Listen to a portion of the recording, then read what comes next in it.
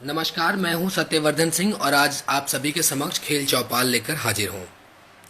आज की हमारी एक जानी मानी गेस्ट हैं जो हॉकी में किसी परिचय की मोहताज नहीं है। हम उनके ज्वाइन करने का वेट कर रहे हैं। और जैसा आप सभी लोग जानते हैं, आज की हमारी जो गेस्ट हैं वो है मुमताज़ खान, जो कि यूथ ओलंपिक्स में सिल्वर मेडलिस्ट इंडियन टीम की एक हिस्सा रह चुकी हैं और वर्तमान समय में इंडियन जूनियर टीम की एक प्रमुख सदस्य हैं। तो जस्ट मैं उनके ज्वाइन करने का वेट कर रहा हूँ। जैसे ही वो ज्वाइन करेंगी और हम सभी एक साथ लाइव उनके साथ बातचीत का कार्यक्रम शुरू करेंगे।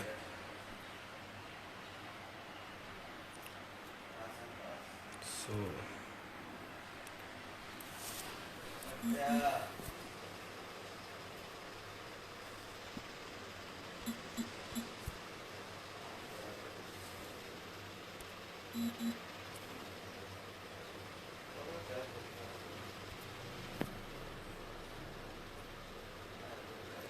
आई थिंक उनको कुछ समस्या है लाइव ज्वाइन करने में।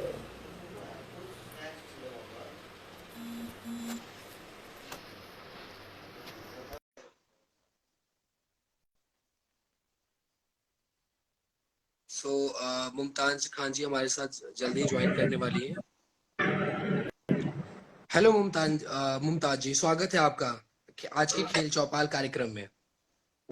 Hello sir. सबसे पहले बहुत बहुत धन्यवाद आपका हमारे कार्यक्रम में जुड़ने के लिए, और अपने अनुभव आज आप सभी के सामने रखेंगी। अपने बारे में और डिटेल इस मंच के माध्यम से हम सभी के समक्ष जानकारियां दे सकेंगे और लोगों को एक मोटिवेशन के हॉकी और सभी स्पोर्ट्स को लेकर के मोटिवेशन फैक्टर को बढ़ाने का कार्य करेंगे। जी सर। तो सबसे पहले एक बार पुनः आपका बहुत बहुत स्वागत खेल चौपाल पर। और मैं चाहूंगा कि आप अपने खेल की जो जर्नी है अब तक की, उसके बारे में कुछ बताएं। जी, मैंने 2014 में हॉकी स्टार्ट किया था खेलने के लिए। यही कैंट में ही जी। माध्यमिक विद्यालय आर्य बाजार से मैंने स्टार्ट किया था। तो मैं 7 6 क्लास में थी, तो इधर गेम होता था और कैंटोनमेंट की टीम जाती थी मतलब खेलने के लिए। तो काफी सारे मेरे टीममेट्स वगैरह जाते थे खेलने के लिए, फ्रेंड्स वगैरह। तो मैं नहीं खेलती थी उस टाइम। मेरी फ्रेंड्स वगैरह बोलते थे कि खेलो, अच्छा गेम है ये वो। मैंने कहा नहीं, हॉकी अच्छा गेम नहीं है, हॉकी से चोट वगैरह लगती है, मुझे नहीं खेलना है। तो इधर अभिषेक सर थे एक स्कूल में ही हमारे। तो उन्होंने बोला कि तू जी। हॉकी खेल, तेरी स्पीड अच्छी है, तू करेगी तो तू कुछ कर सकती है। तो मैंने 1 महीना या 1.5 महीना मैंने उनके अंडर में स्कूल में ही रह के प्रैक्टिस किया। और फिर मुझे पता चला कि यहाँ हॉस्टल भी होता है, केडी सिंह बाबू स्टेडियम। अगर मैं वहां से प्रैक्टिस करूंगी तो मैं और आगे जा सकती हूँ। फिर मैं वहां पे एक बार मेरे फादर मुझे लेके गए कि चल मैं तुझे वहां लेके चलता हूँ, क्या पता तेरा वहां पे कुछ हो जाए। फिर मैं वहां पे जाती हूँ तो मुझे नीलम सिद्दीकी मतलब कोच मेरी मुझे मिलती है। उन्होंने जी। मुझे काफी टाइम देखा खेलते हुए कि मुमताज कर सकती है या खेल सकती, कुछ उनको ऐसा लगा। छोटी भी थी काफी, मुझे पढ़ना लिखना भी उस टाइम बिल्कुल नहीं आता था। तो 10 रुपए का फॉर्म मिलता था हॉस्टल का। तो मैम ने मेरी जी। बोला कि बेटा तुम ये फॉर्म फिल करो। मुझे फिल भी करना नहीं आता था क्योंकि उतने समय तो मुझे पढ़ना लिखना कुछ नहीं आता था। फिर मैम ने ही मेरा एडमिशन किया, फॉर्म वॉर्म सब भरा। फिर ट्रायल वगैरह होते हैं काफी सारे, यूपी के जितने भी बच्चे अच्छे रहते हैं उनका ट्रायल वगैरह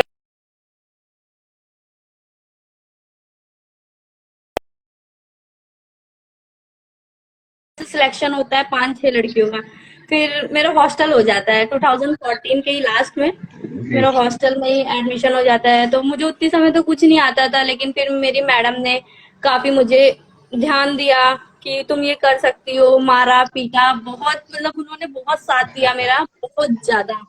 और हॉस्टल में मैं 1 साल रही हूँ उनके अंडर में।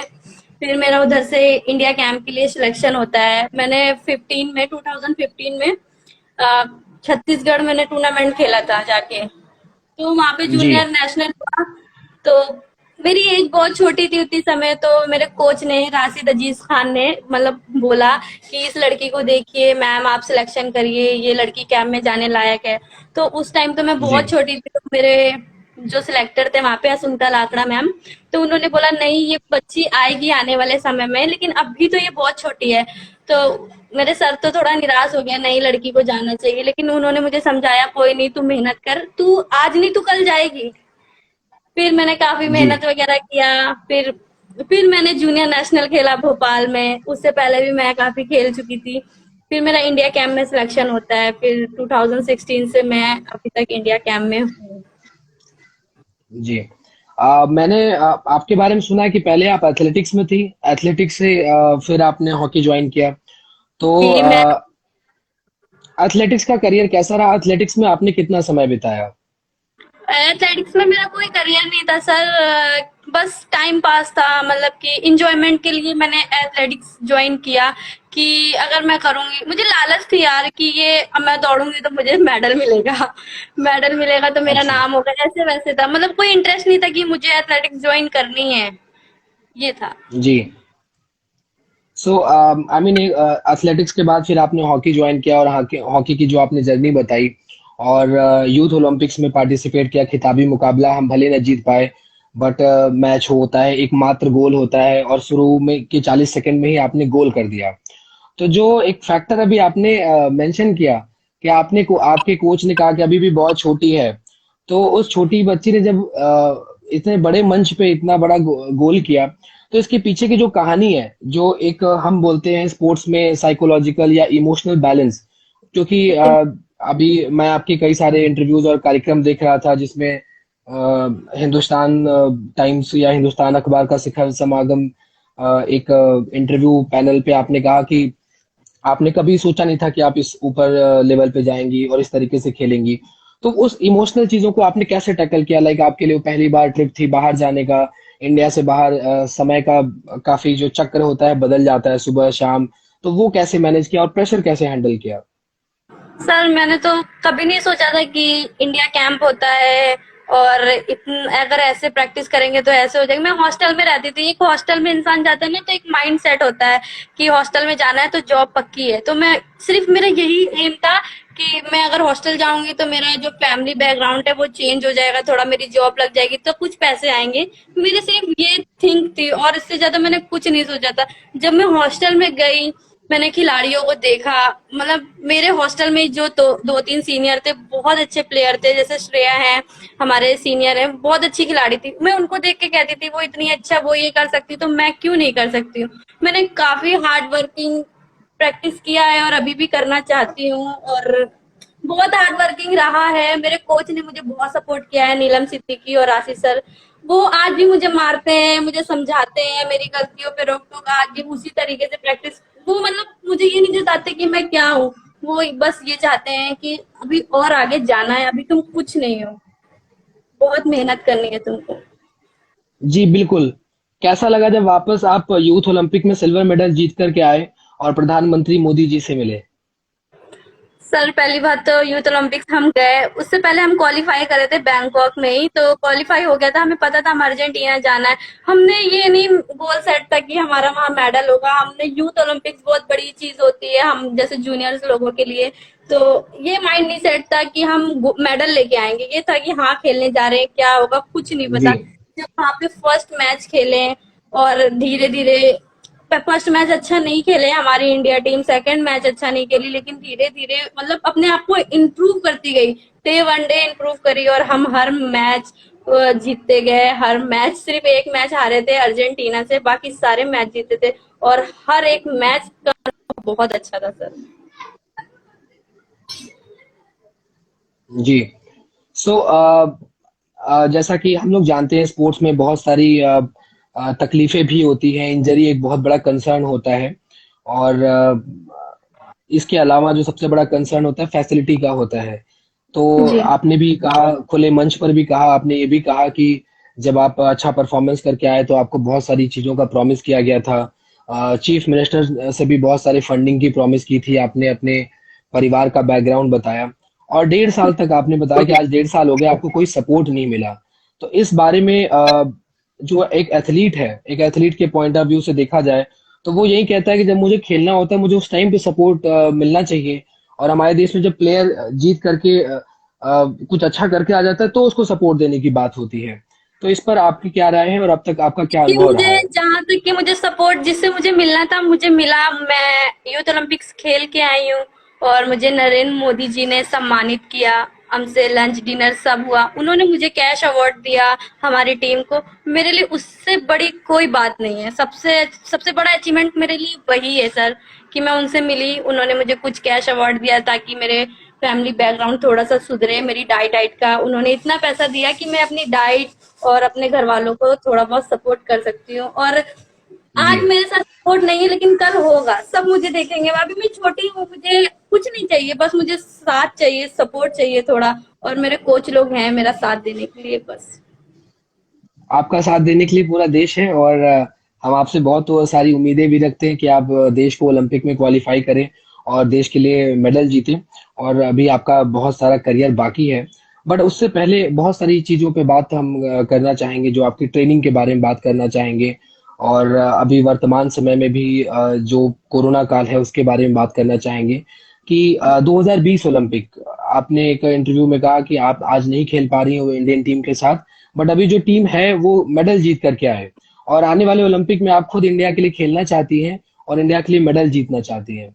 सो जी। तो उस बारे में मैं ये पूछना चाहूंगा आपसे कि अभी जब से कोरोना शुरू हुआ है मार्च से, बहुत सारे क्वालिफाइंग इवेंट्स हैं, बहुत सारी चीजें हैं, तो ट्रेनिंग पे कितना असर पड़ा है? ट्रेनिंग किस तरीके से होती है, पहले कैसे होती थी? सर हमारा तो बस अभी तो एक ही एम था, क्योंकि मार्च में हमारा 6 मार्च से कोरिया जाना था एशिया कप के लिए, वर्ल्ड कप के लिए क्वालिफाई करना था, उसी की ट्रेनिंग कर रहे थे बैंगलोर में। फिर धीरे धीरे ऐसा होने लगा कि कोरोना चल रहा है, कुछ भी सब बंद हो सकता है। फिर अचानक से पता चला सारे इवेंट्स मतलब डिले हो चुके हैं, अभी इस साल कुछ नहीं हो सकता है। फिर हम घर पे आते हैं तो घर पे तो लखनऊ में तो बहुत बुरी स्थिति थी सर, हमारे इधर वाल तो पूरा रेड जोन था। काफी टाइम तो ऐसा हुआ हम घर से भी बाहर नहीं निकल सकते, और प्रैक्टिस के लिए तो बहुत डिफिकल्ट हुआ। काफी टाइम प्रैक्टिस नहीं हुई है। अब तो थोड़ा सा सही हुआ है हमारा कैंप, तो अब प्रैक्टिस कर रहे हैं सर, लेकिन बहुत ऐसा लगता है अनफिट हो चुके हैं और प्रैक्टिस की बहुत जरूरत है, जाना चाहते हैं वापस कैंप में। कोरोना के टाइम में कैसा रहा, जब लॉकडाउन रहा तो उस टाइम आपने कैसे अपनी फिजिकल एक्टिविटी, क्योंकि जो मैदान में ट्रेनिंग होती है, जैसा आपने बताया आपके कोच अभी भी आपको डांटते हैं, वो हर कोच का एक पैटर्न होता है, क्योंकि वो खिलाड़ी को परफेक्शन के रूप में प्रैक्टिस करते हुए देखना चाहते हैं। तो कोरोना के टाइम में आपने क्या ट्रेनिंग स्ट्रेटेजीज अपनाए और क्या किया? मैंने जो उस टाइम तो सर मैंने घर में कोर किया है, और हॉकी बॉल से ऐसे ही ड्रिबलिंग वगैरह कर सकती थी। मतलब मेरा तो घर इतना बड़ा नहीं है, सिर्फ एक कमरा है, उसी में भाई बहन माँ बाप सब लोग उसी में रहते हैं। तो जब मुझे करना रहता था तो मैं अपने घर वालों को बाहर भेज देती थी कि नहीं मुझे करना है, क्योंकि मैं सामने उनके सामने जी। कंफर्टेबल नहीं रहती थी करने के लिए। तो वो निकल जाते थे बाहर, तब मैं अंदर करती थी सर। ओके, आगे क्या आपकी योजनाएं हैं? आगे के लिए आपने क्या सोचा है कि किस तरीके से प्रैक्टिस करेंगी? जैसे अभी आपने स्टेडियम में एंट्री पाई, स्टेडियम के बाद फिर आपने बैंगलोर सेंटर में आपको जगह मिला, तो अभी लखनऊ से बैंगलोर और इंडिया की टीम में आप लगातार अपनी जगह बनाने में कामयाब है। तो भविष्य को आप किस तरीके से देखती हैं, और कैसी ट्रेनिंग के बारे हमारी ट्रेनिंग बहुत अच्छी होती है, इंडिया कैंप में भी ऐसी ट्रेनिंग होती है कि हाँ मेरा भी मन करता है कि मुझे करना। उस ट्रेनिंग से हर एक दिन से मुझे कुछ सीखने को मिलता है, जो सीखने को मिलता है वो मैं मैच में इम्प्रूव करती हूँ कि हाँ मैंने इस चीज पे फोकस किया था, आज मैंने ये चीज किया है। तो ट्रेनिंग तो बहुत अच्छी होती है। फिर कैंप से हम जब घर आते हैं तो मेरा केडी सिंह बाबू सोसाइटी है, जिधर मेरे कोच मुझे प्रैक्टिस कराते हैं, उस चीज पे फोकस कराते हैं जो चीज मेरी कमजोर है। काफी चीजें मतलब जी। कि 1 वर्सेस 1 मैं इतना अच्छा नहीं कर पाती हूँ। टचिंग गोल में कर सकती हूँ लेकिन 1 वर्सेस 1 शॉट नहीं ले पाती हूँ। मतलब काफी सारी मेरे में अभी कमजोरियां हैं, अभी मैं बहुत छोटी हूँ। उस चीज पे मेरे सर फोकस करवाते हैं, मैं प्रैक्टिस करती हूँ सर। आप बार बार कहती कि आप अभी बहुत छोटी हैं, बट आपने जो बड़े कारनामे कर कर रखे हैं वो देश में सबको नहीं मिलते। जितनी आपकी उम्र है उससे भी उसकी 2 गुना लोग मेहनत करते हैं और ट्राई उस उम्र तक भी कोशिश करते हैं कि एक बार उनको देश के लिए खेलने का मौका मिले। तो आप अपने काम से बहुत बड़े हो चुके हो, और आने वाले समय में और भी बड़े हो। लेकिन बस कुछ काम और से भी मैं बड़े जानना होंगे लेकिन अपने आप को ये ना करे कि नहीं मैं कुछ हूँ। ठीक है जो मैं हूँ वो तो मैं हूँ, लेकिन किसी को जताना नहीं है ना कि मैं क्या हूँ।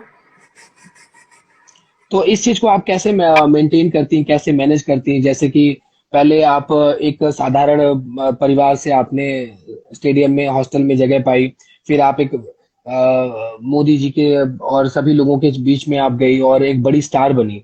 आज आप किसी परिचय की मोहताज नहीं, आप बहुत सारे लोगों के आदर्श है, खास तौर से लड़कियों के लिए। जो सरकार आज बेटी बचाओ बेटी पढ़ाओ की बात करती है, आज वही सरकार बेटी को खिलाओ भी ऐसी बात करती है। तो आज आप एक रोल मॉडल हैं, हिमा दास आप और आप जैसे कई सारे वुमेन्स प्लेयर्स जो हैं, हम बात करते हैं किसी भी बड़े खिलाड़ी की। तो आज आप एक देश को एक नया दिशा दे रही हैं। इस संदर्भ में आप क्या कहना चाहेंगी? क्योंकि एक जब मैं आपके बारे में थोड़ी रिसर्च कर रहा था, तो आपने बताया कि आप जब बैंगलोर में ट्रेनिंग करती थी तो वहाँ लड़कियों को प्रैक्टिस करना अलाउड नहीं था। फिर भी आपकी लगन को देखते हुए उस कोच ने अलाउ किया, और 25 लोगों के बीच में आप एकमात्र महिला खिलाड़ी हैं जो प्रैक्टिस करती हैं। और अभी आपने इंटरव्यू के दौरान भी कहा कि एक ही कमरे में आपको प्रैक्टिस करना होता है तो आपको शाई फील होता है। तो इस शाई फील करने की और इस जो जो अंतराल है, गैप है, जो हमारी फ्रीडम आजादी की हम बात करते हैं कि इक्वालिटी, कि वो शाई फील ना कर रहे। जैसे अगर कोई लड़का होता तो वो शायद ऐसा बात नहीं करता कि मुझे ऐसे करने में शर्म आती, या मैं उस स्टेडियम में गया वहां सिर्फ लड़कियां ही थी और लड़कों को प्रैक्टिस करना अलाउड नहीं है। तो ऐसे जो हमारे देश में अभी जो पनपने वाले खिलाड़ी हैं उनके लिए क्या कहना चाहेंगे, और आप इसको कैसे मैनेज करती हैं? की सबसे बड़ी सोच होती है। अगर हमारी सोच ही गिरी होगी तो फिर हम खुद ही गिरे होंगे। और मुझे पता है ना कि मैं अगर बॉयज के साथ प्रैक्टिस करूंगी तो मेरा गेम अपने आप अप होगा, मेरा डाउन नहीं होगा। बॉयज का गेम फिर डाउन हो सकता है गर्ल्स के साथ, लेकिन गर्ल्स का गेम हमेशा अप होता है। तो मेरे अंदर सिर्फ ये लालच रहती है सर कि मैं अगर अपने भैया लोगों के साथ प्रैक्टिस करूंगी तो मैं उनसे कुछ सीखूंगी, क्योंकि बॉयज का stamina, stick work, speed, endurance हर चीज बहुत अच्छा होता है। तो मैं इसलिए जी। भी अपने कोच से मैंने काफी टाइम बोला कि सर मुझे प्रैक्टिस करना है भैया लोगों के साथ। काफी टाइम तो सर ने बोला कि नहीं बेटा आप इधर मत करो, आप मैडम के पास करते हो, मैडम के पास करो। मैंने कहा ठीक है, जब तक मैं हॉस्टल में रहती हूँ मैं तब तक मैं मैडम के साथ करूंगी, लेकिन जब मैं घर आती हूँ छुट्टियों के लिए तब मैं चाहती हूँ कि सर मैं कुछ एक्स्ट्रा करूँ, ताकि मुझे कुछ एक्स्ट्रा दिखना है दुनिया के सामने। तो काफी जी। सर ने मेरी प्रैक्टिस भी कराया, और बॉयज भी हमारे ग्राउंड के बहुत अच्छे हैं। छोटे से लेकर 2 साल से लेकर ना जाने बहुत बड़े बड़े भैया लोग आते हैं, तो उनके साथ मैं प्रैक्टिस करती हूँ। वो मुझे जी। बहुत सम्मान देते हैं सर। मुझे बहुत खुशी होती है कि मैं केडी सिंह बाबू सोसाइटी की एक मेंबर हूँ। बहुत खुशी होती है। हर कोच, जी। हर प्लेयर सब सम्मान देते हैं मुझे। मुझे भी उस सोसाइटी का कुछ समय के लिए मेंबर बनने का सौभाग्य प्राप्त हुआ था, और जी। 2012 से 15 के बीच में मैंने भी उसकी मेंबरशिप में अपना कुछ योगदान दिया था। लेकिन जब आपने कहा स्ट्रेंथ और स्टेमिना एंड्योरेंस, आप अपने से वैसे प्लेयरों के बीच में प्रैक्टिस करती हैं जिनका स्ट्रेंथ स्टेमिना आपसे कहीं ज्यादा ऊपर है। तो जैसा कैसा लगा जब आपने पहली बार ऐसे लोगों के बीच में खेला जो आपसे सीनियर हैं, जो आपसे कहीं ज्यादा स्ट्रेंथ और स्टेमिना और इन सभी चीजों में, इवन उपलब्धियों के भी अगर बात करें तो उनसे ऊपर हैं। तो आपको उस टाइम पे कैसा लगा अपने आप को प्रैक्टिस करते हुए उन लोगों के बीच में? मैं ना हॉस्टल में रहती थी सर, तो हमारी मैम क्या करती थी ना, बॉयज के साथ प्रैक्टिस मैच कराती थी। हमेशा वीक में 2 टाइम्स तो हमारे मैच होने रहते थे। तो उसी ग्राउंड पे जाते थे जिस ग्राउंड पे आज मैं प्रैक्टिस करती हूँ, उसी ग्राउंड पे जाते थे प्रैक्टिस करने के लिए। तो जितने भी लड़के वगैरह थे सब भैया लोग देखते थे कि हाँ ये लड़की के पास हम्म। स्पीड है, ये कुछ कर सकती है, ये करेगी। ऐसे ऐसे बोलते थे। काफी सारा मैच ऐसे होता था, तो मैं क्या था ना, स्पीड थी मेरे पास तो, और इतना कुछ नहीं था। तो अगर मेरे से प्लेयर कोई निकल जाता था तो मैं हॉकी फंसा देती थी, या मैं धक्का दे देती थी, प्लेयर ग्रेट। गिर जाता था। तो ऐसा सब बहुत टाइम से ऐसा हुआ है मेरे साथ। फिर लेकिन मैंने धीरे धीरे अपने जो हमारे ग्राउंड के इतने अच्छे होनहार भैया लोग हैं उनको काफी देख के सीखा है। उन्होंने भी मुझे सिखाया जी। है। अगर मैं गलत करती हूँ तो मुझे ये नहीं सोचते कि ये प्लेयर है या क्या है, वो ये सोचते हैं मेरे ग्राउंड की बेटी है, जो ये करेगी वो अच्छा करेगी, और हम चाहते हैं कि बहुत आगे जाए। जी। इंटरव्यू के शुरुआत में आपने कहा था कि जस्ट आपने सोचा कि अगर हॉस्टल में जगह मिल जाएगी, हॉस्टल में एडमिशन मिल जाएगा तो नौकरी मिल जाएगी। तो जी। अभी नौकरी का सोचती हैं और या खेलने का सोचती हैं, क्या सोचती हैं अभी मैं मुमताज नौकरी का खान? तो बिल्कुल नहीं सोचती हूँ सर, क्योंकि अभी मुझे बस खेलना है और अपने देश के लिए इतना खेलना है कि मेरे देश का नाम है। अब मुझे जॉब की लालच नहीं है, अब मुझे खेल की लालच है कि आज मैंने इतना किया है, कल मुझे इतना करना है, परसों मुझे इतना करना है, और अपने देश के लिए गोल्ड मेडल लाना है ओलंपिक्स में। तो अभी इस संदर्भ में और आप क्या करती है? जैसे अगर आपने इतना बड़ा लक्ष्य तय कर लिखा है और यूं ही कोई इस कम उम्र में जैसे आपने चार बार कई बार कहा कि अभी आपकी एज काफी छोटी है, नौकरी के बारे में सोचना ये एक बहुत बड़ी बात होती है। तो अचानक से ये मतलब नौकरी के लिए बिल्कुल भी ना सोचना, आप देश के लिए खेलना, ये तो एक स्पोर्ट्समैन स्पिरिट की बात है। बट फिर भी अपने करियर के लिहाज से आप क्या आप पढ़ाई करती हैं और पढ़ाई को कितना समय देती हैं, इसके बारे में भी कुछ जानना चाहेंगे। जी, मैं पढ़ाई करती हूँ इधर माध्यमिक विद्यालय से ही। अभी मैंने 12th पास आउट किया है। अभी मेरा रिजल्ट आया। अब मैं एडमिशन लेने जा रही हूँ ग्वालियर में ही। तो उसी की जी। पढ़ाई तो मतलब पढ़ाई पे तो टाइम देना है। इंसान चाहे जितना अच्छा खिलाड़ी हो, लेकिन अगर उसे पढ़ना लिखना नहीं आता तो फिर कोई फायदा नहीं है ना। हर चीज मेंटेन रखना जरूरी है, पढ़ाई भी बहुत जरूरी है। जी बिल्कुल। सो अगर मैं पढ़ाई की बात करूं तो पढ़ाई को मैनेज आप कैसे करती, कितना समय दे पाती? क्योंकि पढ़ाई एक बहुत बड़ा बाधक है, जो भी हमारे देश के बड़े खिलाड़ी बनना चाहते हैं तो उनके नंबर जी। खराब ना आए, या नंबर अगर थोड़े खराब आ जाते तो दोष खेल को दे दिया जाता है कि वो खेलता है या खेल में कुछ ज्यादा रुचि इसलिए नंबर खराब है। इसके बारे में आप क्या कहना चाहेंगे? देखिए, मेरे हमारे लिए तो सबसे ज्यादा अगर जो है वो गेम है, खेल है। हम खेल को ज्यादा टाइम देते हैं, पढ़ाई को इतना नहीं दे पाते हैं। लेकिन जब एग्जाम टाइम आता है तो हम उस चीज पे फोकस उतना नहीं हो पाता है, लेकिन जितना कर सकते हैं उतना करते हैं। फिर एग्जाम देते हैं अपना, फिर तो भगवान के सहारे छोड़ देते हैं सर। और कुछ अभी लोगों के प्रश्न आए थे जो लोग लाइव ज्वाइन किए हुए हैं, तो उसमें किसी ने बोला कि अगर कोई लड़की अगर ऐसे समाज में है जिसको लोगों से आई मीन सपोर्ट ना करे उसके खेल कूद को, और खास तौर से तब जब वो इनिशियल स्टेज पर हो, जो उसने एक साल दो साल अगर वो लगातार स्टेडियम में जाता हो, तो उसको किस तरह से अपने आप को मोटिवेट करना चाहिए, उसे क्या करना चाहिए? सॉरी। एक सवाल आया, एक प्रश्न आया किसी का अभी आपके इस लाइव इंटरव्यू के दौरान, जिसमें किसी ने पूछा कि वो भी खेलना चाहती हैं बट परिवार और समाज का कोई खास सपोर्ट नहीं है। तो ऐसे लोगों आप उनको क्या संदेश देना चाहेंगी, किस तरीके से वो अपने आप को मोटिवेट करें, बिना सपोर्ट के कैसे आगे आप बढ़े, क्योंकि आपने भी अपने कोच के सपोर्ट पर अपने दम पे किया है सारी चीजें। जी। पहली बात तो अपना खुद का माइंड सेट कर लो कि अगर मुझे ये चीज करना है। अगर मुझे पता होता ना, इंसान दूसरों से नहीं पूछ पाता है कि मेरे अंदर क्या कमियां हैं क्या नहीं है। इंसान अपना आईना खुद होता है। इंसान को पता होता है कि मैं कैसा हूँ, मैं कहाँ तक जा सकता हूँ, मेरी कितनी लिमिट है।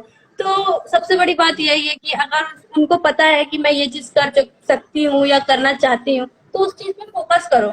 और अपने पेरेंट्स को प्रूव करके दिखाओ कि मम्मा पापा मैं ये चीज कर सकती हूँ, और मैं इस चीज का विश्वास दिलाती हूँ मैं कभी गलत रास्ते पे नहीं जाऊंगी, और जो मेरा माइंड सेट है मुझे वो करने दीजिए।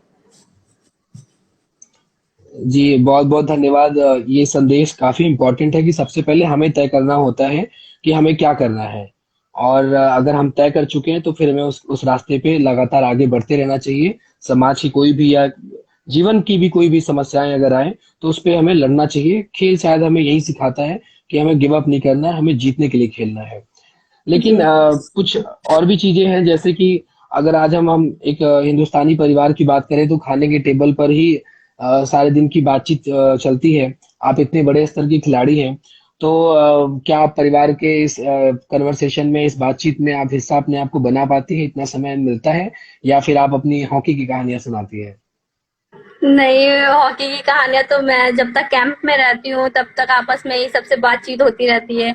और अपने यहाँ पे भी जब मैं ग्राउंड जाती हूँ तो अपने भाई लोगों से, जो मेरे सीनियर है, मुझसे ज्यादा नॉलेज है, मैं उनसे बातचीत करती हूँ। और ज्यादा से ज्यादा मैं अपने कोच से हर चीज शेयर करना पसंद करती हूँ, क्योंकि मेरे कोच मुझे जानते हैं कि मैं क्या हूँ।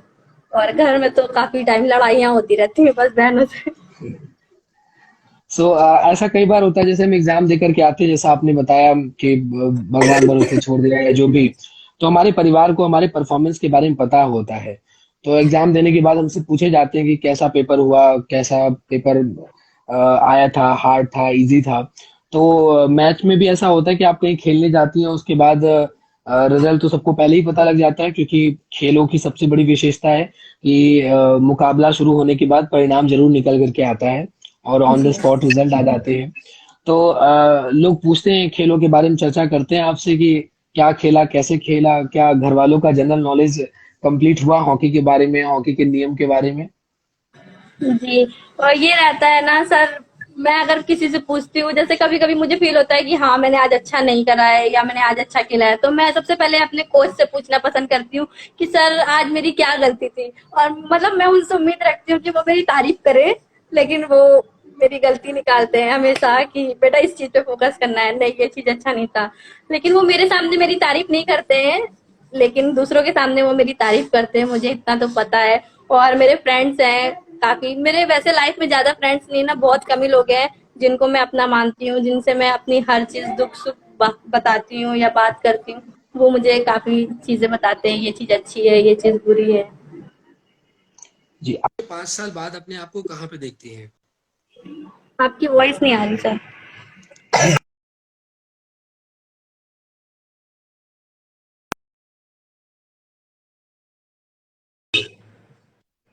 जी।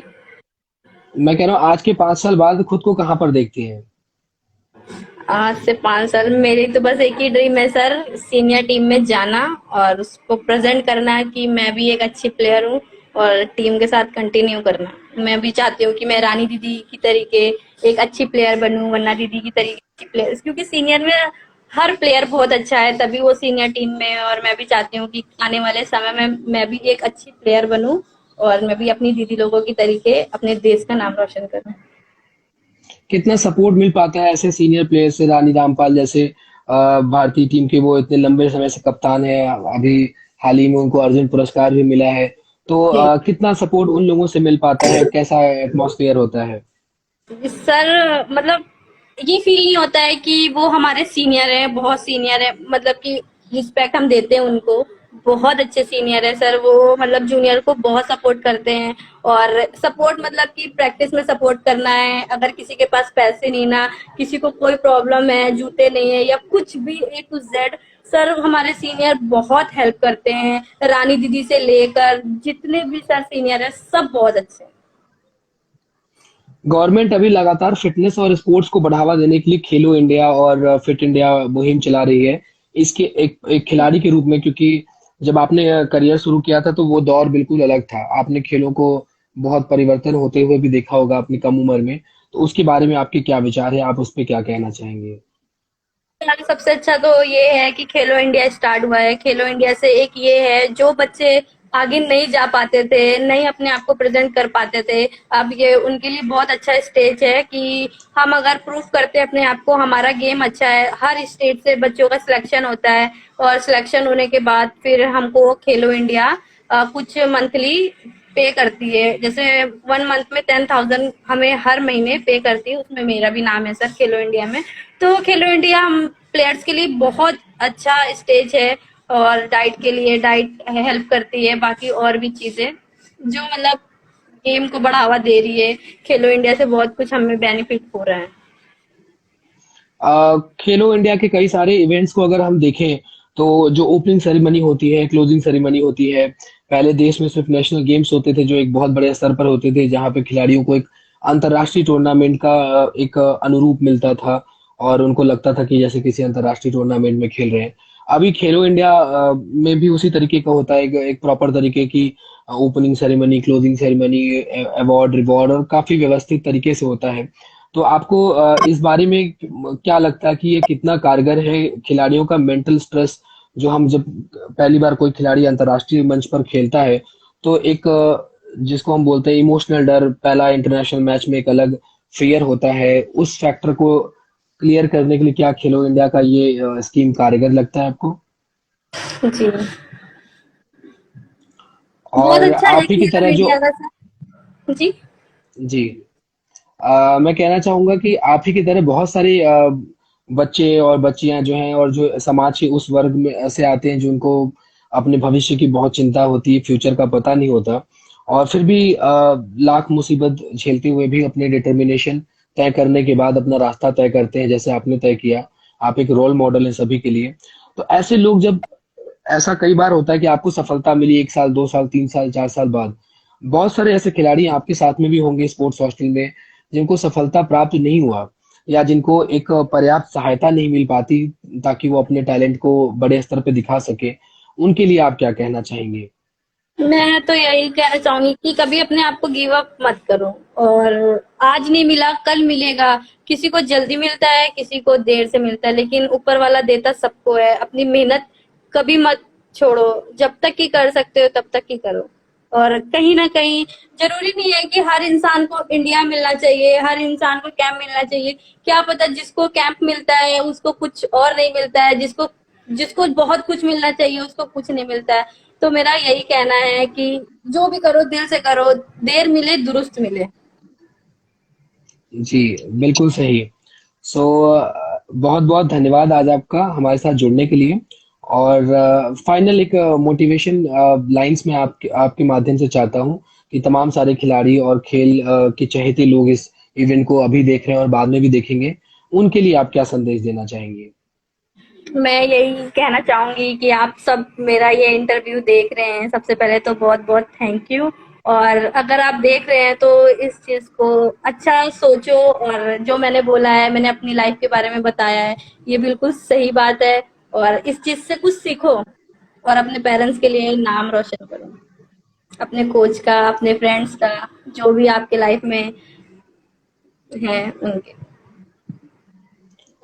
एक बार पुनः आपका बहुत-बहुत धन्यवाद। और अभी सभी जो लोग हमसे लाइव जुड़ के देख रहे हैं और बाद में भी देखेंगे, मैं सभी को मुमताज खान जी के बारे में बताना चाहूंगा कि बेहद कम उम्र में इन्होंने एक बहुत बड़ी उपलब्धि हासिल करी। न सिर्फ देश की टीम में शामिल हुई, बल्कि देश के लिए अच्छा खेला और लगातार अच्छा अपना खेल जारी रखा है। और एक बेहद मध्यम वर्गीय परिवार से जिन्होंने एक एथलेटिक्स में अपना करियर स्टार्ट किया था और कभी सोचा नहीं था हॉकी खेलेंगी, और हॉकी में आज इतने बड़े लेवल पे अपना नाम बना करके देश का नाम रोशन कर रही हैं। तो इनसे सभी को सीखने की जरूरत है। बहुत बहुत धन्यवाद आपका हमारे साथ जुड़ने के लिए। आपका दिन शुभ हो, और हम उम्मीद करेंगे कि आने वाले समय में आप इंडिया के लिए खेलें और ढेर सारी उपलब्धियां पाएं और हम सभी को गौरवान्वित करें। जी thank you sir. Thank you. खेल गांव की पूरी टीम की तरफ से बहुत बहुत धन्यवाद। वेलकम सभी का सर। बहुत बहुत धन्यवाद।